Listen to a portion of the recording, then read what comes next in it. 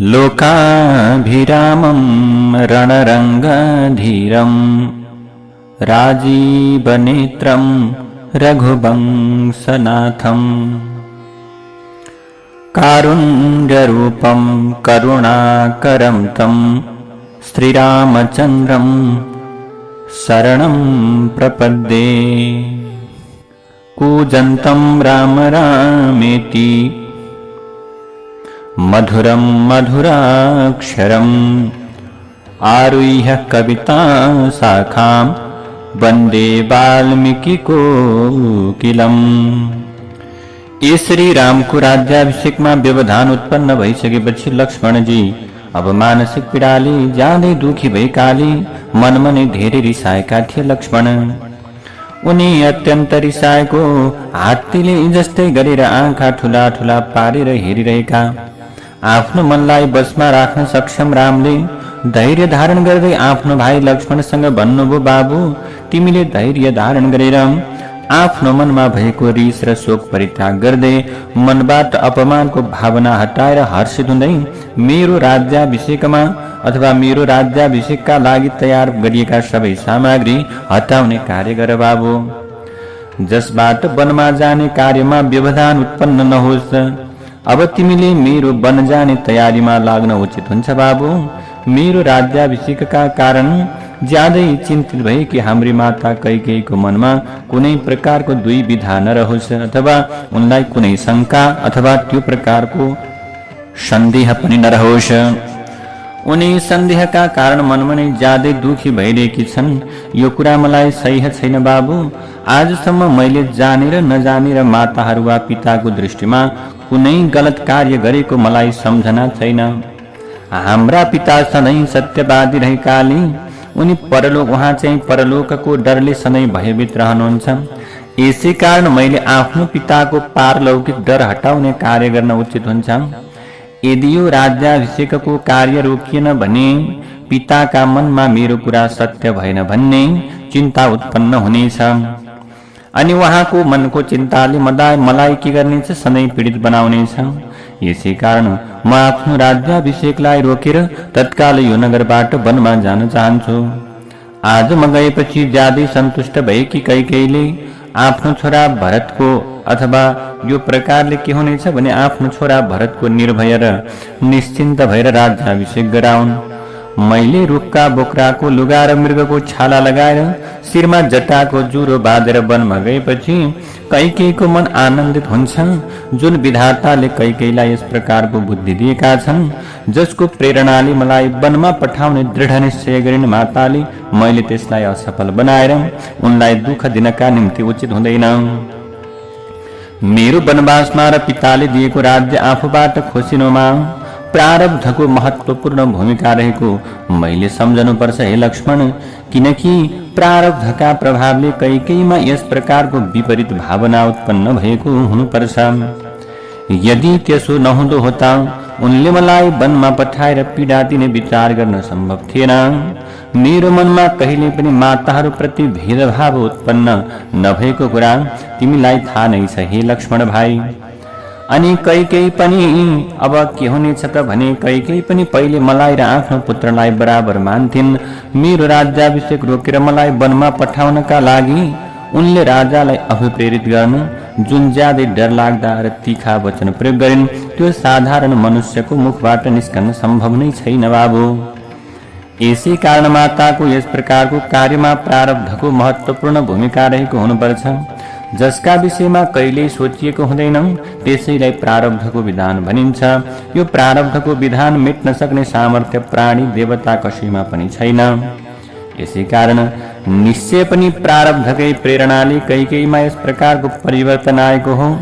आफ्नो कर्मको फलरूपी सुख दुःख प्राप्त भएपछि मात्र ज्ञान हुने,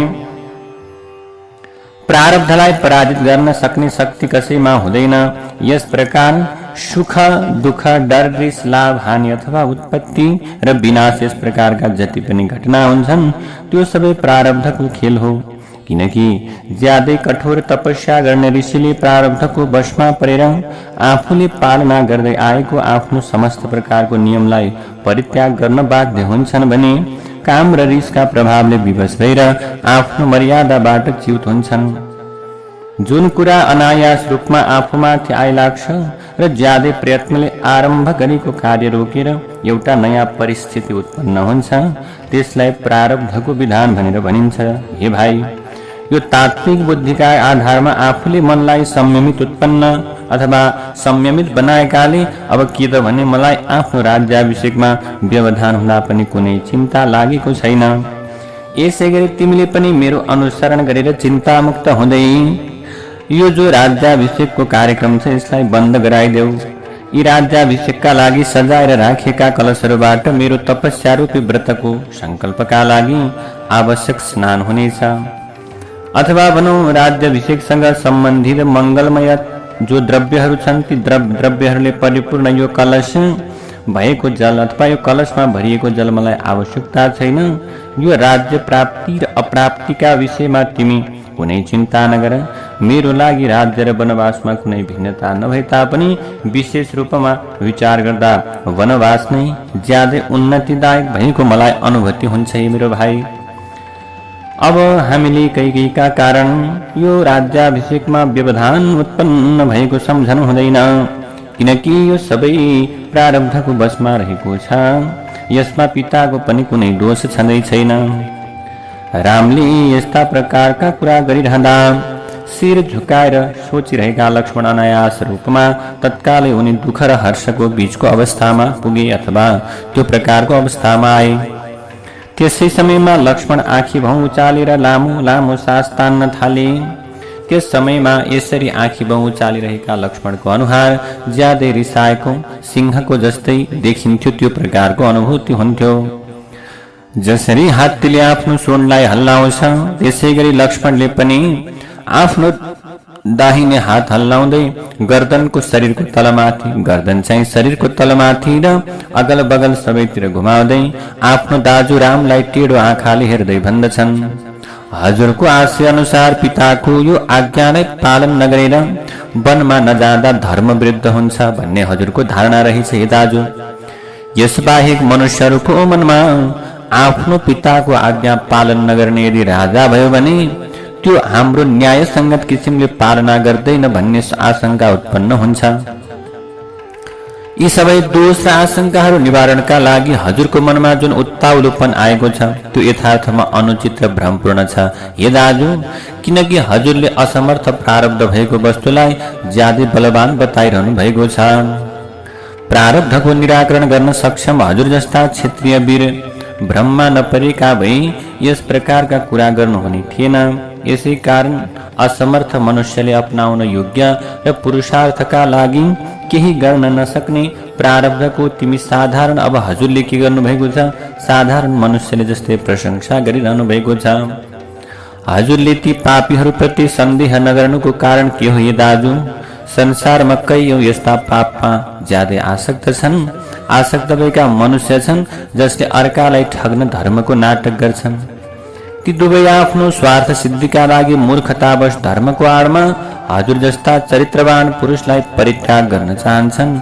यदि उनीहरूको विचार यस्तो थिएन भने आज भएको काम यसभन्दा पहिले हुने थियो। यदि वरदानको कुरा सत्य थियो भने हजुरको राज्याभिषेक आरम्भ अथवा त्यो प्रकारको कार्यलाई प्रारम्भ गर्नका निम्ति हुनुभन्दा पहिले नै यस प्रकारको वर दिने थिए। अब आफ्नो गुण सम्पन्न जेठो छोरा हुँदा हुँदै अर्काको राज्याभिषेक गर्ने कार्य लोकका विरुद्ध हुन्छ बा हेर्नुहोस् दाजु, त्यसैले यो त अत्यन्त लोकका विरुद्ध हुन्छ। त्यसैले अब के हुनेछ त भने अब यसरी ज्येष्ठ सन्तान सुन्दर हुँदा हुँदै पनि अब यस्तो प्रकारको उत्पन्न गरेको कुरा अथवा यो राज्याभिषेकलाई लोक विरुद्ध गर्ने जो कुरा छ जुन आज आरम्भ गरिएको छ, म हजुर बाहेक अरूको राज्याभिषेक भएको देख्न सक्दिन। हे दाजु, यसमा हजुरले मलाई क्षमा गर्नुहोस्। पिताको जुन कुरालाई स्वीकार गरेर हजुर मोहमा पर्नु भएको छ र जसका कारणले हजुरको बुद्धिमा दुईविधा उत्पन्न भएको छ, यस प्रकारको धर्मको म धेरै विरोध गर्छु। हे मेरो दाजु, हजुर आफ्नो पराक्रमले कार्य गर्न सक्षम भएर पनि कैकेयीका बसमा रहने पिताका अधार्मिक र निन्दित वचन पालन गर्न तयार भएको देख्दा म ज्यादै आश्चर्यचकित भएको छु। हजुरले वरदान रूपी झुटो कल्पनाको पाप गरेर हजुरको राज्याभिषेकमा व्यवधान उत्पन्न गराएको कुरा बुझ्न नसक्नु मेरा लागि पनि ज्यादै दुःखदायक कुरा हो। हे दाजु, अहिले हजुरले जुन धर्म पालन गर्न लागिरहनु भएको छ त्यो यहाँका मनुष्यहरूको दृष्टिमा निन्दित छ। हजुर बाहेक अरू कसैले पनि यस्ता माता पिताको इच्छा पूर्ण गर्दैनन्। हुन त यो हजुरको मान्यता हो, तर पनि हजुरले यसको उपेक्षा गर्नुपर्छ। जो डराउँछ, जसका पराक्रमको सानो अंश पनि जसमा रहेको छैन, त्यसैले प्रारब्धमा विश्वास गर्छ। यो समग्र संसारले आदरको दृष्टिले हेर्ने पुरुषको प्रारब्धको उपासना गर्नका निम्ति उचित छैन। जो आफ्नो पुरुषार्थले प्रारब्धलाई पराजित गर्न सक्षम छ त्यो मनुष्य प्रारब्धका प्रभावले आफ्नो कार्यमा व्यवधान उत्पन्न भएका अवस्थामा शिथिल भएर दुखी भएर बस्दैन। आज पनि संसारका मनुष्यले प्रारब्धको शक्ति वा पुरुषार्थ ठूलो भन्ने कुरा देख्नेछन्। आज पनि त्यस्तै हुनेछ, किनकि आज प्रारब्ध र मनुष्य मध्ये को बलवान अनि को दुर्बल भन्ने कुराको स्पष्ट निर्णय हुनेछ। हे दाजु, जसले प्रारब्धको बलका आधारमा आज हजुरको राज्याभिषेकमा अथवा यो प्रकारको राजा हुनका निम्ति व्यवधान उत्पन्न गराए, तिनीहरूले आज मेरो पुरुषार्थबाट प्रारब्ध पराजित भएको देख्नेछन्। हे दाजु, जसले अंकुशको वास्ता गर्दैन र डोरी वा साङ्लो पनि छिनाइदिन्छ, त्यो मदको धारा बगाउने ज्यादै उन्मत्त हात्ती जस्तै गरेर ज्यादै तीव्र गतिमा दौडिने प्रारब्धलाई आज म आफ्नो पुरुषार्थका कारण फर्काइदिन्छु। आज सबै लोकपाल र तीनवटै लोकमा रहेका प्राणी रामको राज्याभिषेकको कर्मलाई रोक्न सक्दैनन् भने एउटा पिताको त कुरै भएन।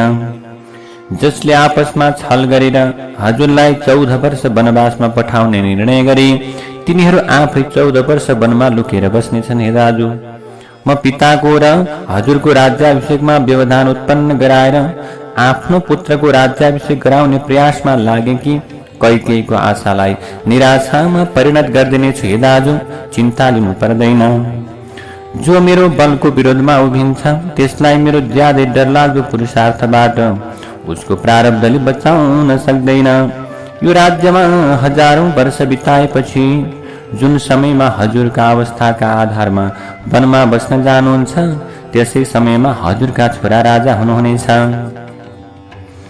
हे मेरो दाजु, प्राचीन कालका राजर्षिहरूको परम्परा अनुसार प्रजाको पुत्र जस्तै गरेर अब पालन पोषण गर्नका लागि राज्य पुत्रलाई दिएर वृद्ध राजा वनमा जान उचित हुने कुरा बताइएको छ।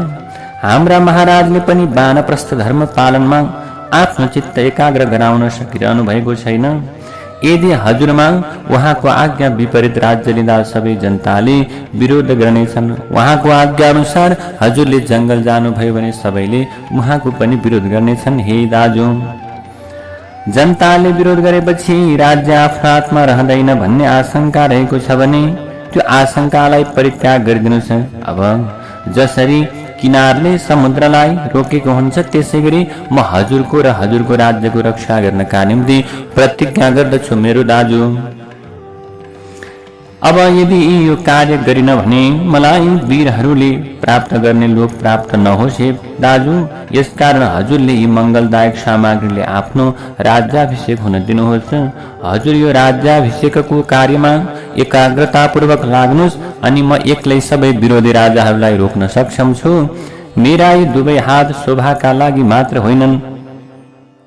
यी मेरो यो धनुष आभूषण बन्दैन भने, अब यी हात होइनन् भने मेरो यो धनुष आभूषण बन्दैन। यो तरबार कमरको शोभा मात्र होइन भने यी बाणहरू खाँबो बन्दैनन्। हेर्नुहोस् दाजु, यी चारवटै साधन आफ्नो शत्रुको दमन गर्ने हतियार हुन्।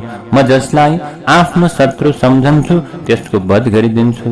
जुन समयमा म यो ज्यादै धारिलो तरबार हातमा लिन्छु, त्यसै समयमा यो बिजुलीको जस्तै चञ्चल कान्तिले चम्कन थाल्नेछ। हे दाजु, यसले म आफ्नो जुनसुकै शत्रुको पनि सजिलै वध गर्न सक्छु। आफ्नो हातमा गोहीको छालाबाट बनेको पन्जा लगाएर जुन समयमा हातमा धनुष लिएर म युद्ध गर्नका निम्ति तयार हुन्छु, त्यसै समयमा कसैले पनि मेरो अगाडि आफ्नो पुरुषार्थको अभिमान गर्न सक्दैन।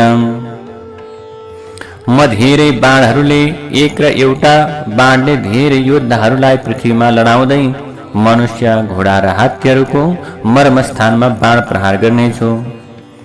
आज राजा दशरथको आधिपत्य हटाएर हजुरको आधिपत्य स्थापित गर्नका लागि अस्त्रबल सम्पन्न म लक्ष्मणको प्रभावमा प्रकट हुनेछु। आज अब यी मेरा दुवै हातले हजुरको राज्याभिषेकमा व्यवधान उत्पन्न गराउनेलाई रोक्नका लागि आफू अनुसारको पराक्रम प्रकट गराउनेछु हे मेरो दाजु। त्यसैले हजुर जङ्गल जाने कुरा नगर्नुहोस्। लक्ष्मण भाइका यस्ता कुरा सुनेपछि रामले उहाँसँग भन्नुभयो, मैले माता र पिताको आज्ञालाई पालन गर्ने दृढ प्रतिज्ञा गरेको छु हे बाबु, यो कुरा हुन सक्दैन। यसरी रामले आफ्नो पिताको आज्ञालाई पालन गर्न दृढ निश्चय भएको देखेपछि कौशल्याले आँसुका कारण अवरुद्ध भएको त्यो गलालाई बिचरा अथवा त्यस्तो प्रकारको आँसुले अवरुद्ध भएको पीडाले अवरुद्ध भएको गलाले रामसँग भन्नुभयो, जसले जीवनमा कहिल्यै दुःखको अनुभूति गरेको छैन, जसले सबैसँग प्रिय वचन बोल्दछन्, जसले राजा दशरथको छोराका रूपमा मेरो घरबाट जन्म लिए, ती मेरो पुत्र रामले शिला खोजेको अन्नले कसरी अब जीवन निर्वाह गर्लान् त। आज जसका सेवकहरूले पनि शुद्ध र स्वादिष्ट अन्न खान्छन्, जसका नोकरहरूले, जसका कामदारहरूले, जसका सेवकहरूले समेत के गर्छन्, मिठो र चोखो खान्छन्, स्वादिष्ट अन्न खान्छन् भने तिनै राम जसका सेवकले मिठो खान्थे तिनै रामले फेरि वनको कन्दमूल भोजन कसरी गर्लान्। अब कौशल्या माताले चिन्ता गर्न लाग्नुभयो। निश्चय पनि यो संसारमा प्रारब्ध सबैभन्दा बलवान हुने भएकाले सबैले उसको आज्ञालाई पालना गर्नुपर्छ, आज्ञा मान्नुपर्छ। त्यसैले के गर्छन्, सुख दुःख उपलब्ध गराइदिन्छ। किनकि त्यसको प्रभावमा परेकाले हजुर अथवा यो प्रकारको त्यो प्रभावमा जो पर्दछन् उसले तिमी जस्ता ज्यादै लोकप्रिय मनुष्य पनि वनमा जान तयार भएका छौ हे बाबु। तिमी यहाँबाट गएपछि मलाई ज्यादै प्रज्वलित भएको शोकरूपी अथवा पीडारूपी अग्निले मलाई भस्म गराउनेछ छोरा। यो शोकको आगो मेरै मनबाट प्रकट भएको हो। तिमीलाई देख्न नपाउने सम्भावनाले वायुको रूप धारण गरेर यसलाई प्रज्वलित बनाइरहेको छ अनि विलाप रूपी दुःख यसमा दाउराको काम गरिरहेको छ। रुँदा झरेको आँसुले यसमा घिउको आहुति भएको छ। चिन्ताका कारणले उत्पन्न लामो लामो सास यसको ज्यादै डरलाग्दो धुवा हो हे बाबु। तिमी वनमा गएर फेरि कसरी आउला भन्ने चिन्ताले यो शोकरूपी अग्नि उत्पन्न गराएको हो। यो आगो निभाउने पानी तिमी नै हौ हे छोरा। जसरी गाईले आफ्नो अगाडि अगाडि गइरहेको बाछोलाई पछ्याउँछ त्यसै गरी म पनि तिम्रो पछि पछि लाग्नेछु हे छोरा। आफ्नी माता यस्ता प्रकारले कौशल्याका ती कुरालाई सुनेपछि रामले भन्नुभयो, कैकेयीले राजालाई धोका दिएकी हुनाले म वनमा जान लागेको हुँ या आमा। यस्ता प्रकारको अवस्थामा यदि हजुरले पनि उनलाई परित्याग गर्नुभयो भने निश्चित रूपमा जीवित रहने छैनन्। आफ्नो पतिको परित्याग नारीका लागि ज्यादै क्रूरतापूर्ण कर्म भएकाले सत्पुरुषहरूले यसको निन्दा गरेका छन् हे आमा। यसै कारण अब हजुरले कहिल्यै पनि आफ्नो मनमा यस प्रकारको विचार उत्पन्न गराउन दिनु हुँदैन हे आमा।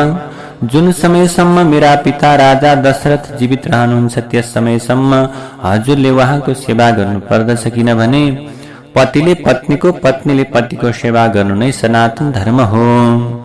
रामका यस्ता कुरालाई सुनेपछि कौशल्याले ज्यादै प्रसन्न हुँदै रामको कुरामा सहमति जनाएकी हुनाले माताबाट वन जाने आज्ञा पाएकाले राम फेरि आफ्नी मातासँग भन्नुहुन्छ, लौ अब आमाले जंगल जान दिनुहुने भो। खुसी हुन थाल्नुभयो रामचन्द्र। अब भन्नुहुन्छ रामले कौशल्यालाई आफ्नी मातालाई, पिताको आज्ञा पालन गर्नु हजुरको र मेरो परम कर्तव्य हो या आमा। किनकि राजा हामी सबैका स्वामी, उत्तम गुरु र ईश्वर पनि हुन्। म यो 14 वर्ष ज्यादै विशाल वनमा आनन्दले घुमेर आएपछि अत्यन्त प्रेमपूर्वक हजुरको आज्ञालाई पालन गर्नेछु। यस प्रकारका कुरा सुनेपछि कौशल्याका आँखाबाट फेरि आँसुका धारा बग्न थाले।